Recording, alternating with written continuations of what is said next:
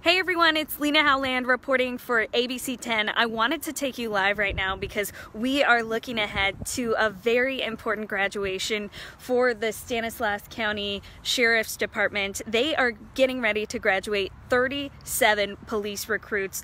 They are going to police departments and sheriff's offices from across our area, 14 of which are going to graduate and go into the Stanislaus County Sheriff's Office. The rest are going to other departments around our area, including the San Joaquin County Sheriff's Office, the Tuolumne County Sheriff's Office, the Modesto Police Department, Ceres Police Department, and a few others that I didn't mention. So I wanted to take you live right now. The graduation starts at 3 o'clock here at the House Modesto. We're here right now talking with two of the police recruits that are getting ready to graduate this afternoon. And we're having some important conversations about why they wanted to go into law enforcement. You know, we have been doing so many different law enforcement stories over the past several months. Specifically, we talked about a lot of tragedies that have happened here in Stanislaus County. Most recently, we've talked about the death of Corporal Ranil Singh over in Newman. But today is a very happy and uplifting, positive day talking about the futures of so many bright men and women going into these careers in law enforcement. So today I wanted to pull the camera aside. I'm going to walk over to them. We have Peter is over here, and we have Christian over here.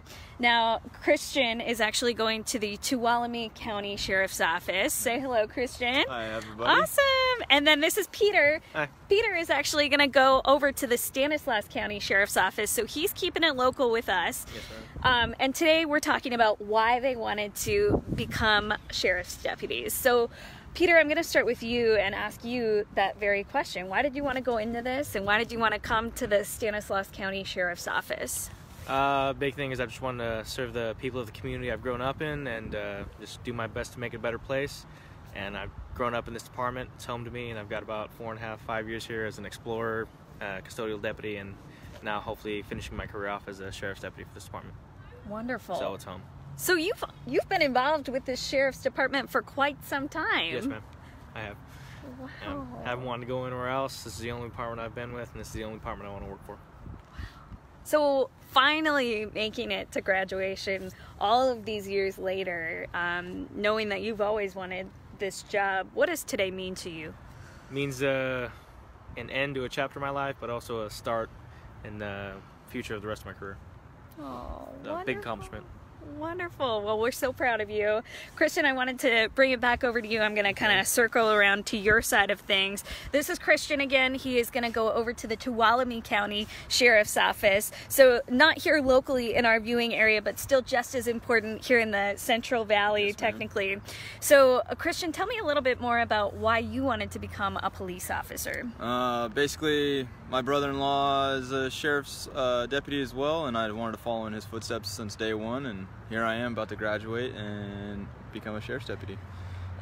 And so you kind of have an interesting background because you've been through similar trainings, going through basic training in the military. He was actually in the Army before he came over to the Tuolumne County Sheriff's Office. So tell me a little bit about your background when it comes to being in the military. I was United States U.S. Army infantryman, and then I deployed to Afghanistan once, and then I've deployed to multiple other countries in training operations and finished out my career at Fort Lewis, and here I am now.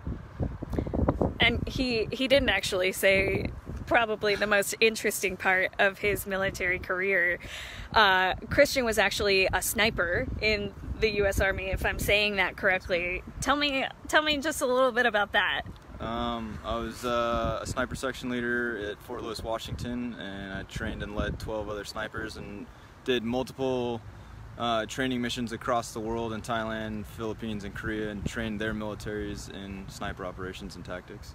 Wow, wonderful.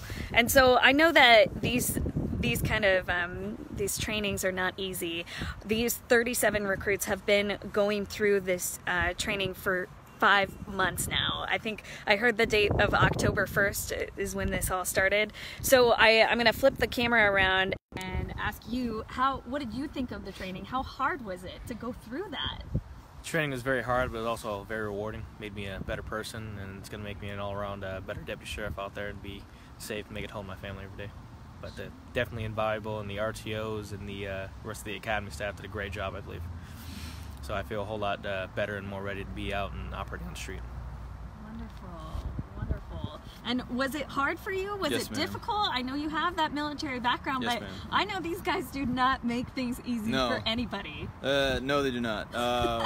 The RTOs made it very difficult, and but they made it to where you actually learned. It wasn't all just push-ups and flutter kicks. I actually learned a lot and became a better person because of it. So I want to thank all the RTO staff and everybody at the Stanislaus Police Academy for everything and getting us to where we are now. Wonderful, wonderful.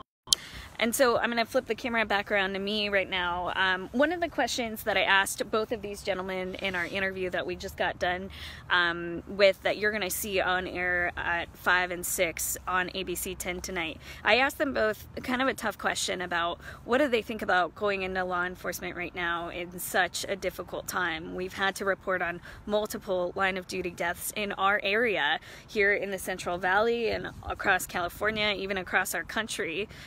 We've had to report on quite a few of them, definitely too many, I think a lot of us would say.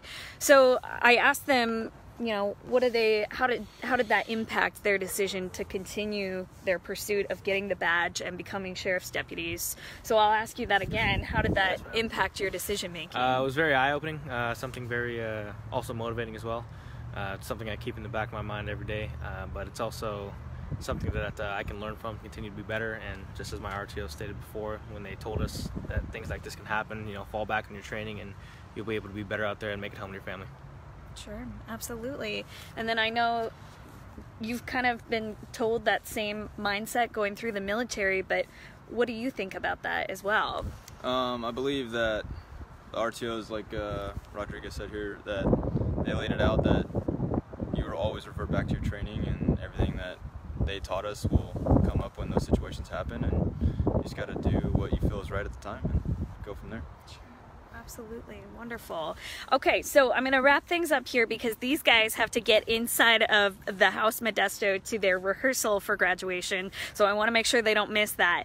But just one last question. One of the really special parts that I've always thought about these law enforcement graduations is that they each get to invite either a family member or someone very special in their lives to pin them, to put their badge on them. You can see they're both wearing their uniforms right now, but they're missing that badge. So they get to invite a family member to come actually pin them. So tell me, who is going to pin you today? It's going to be my father, man.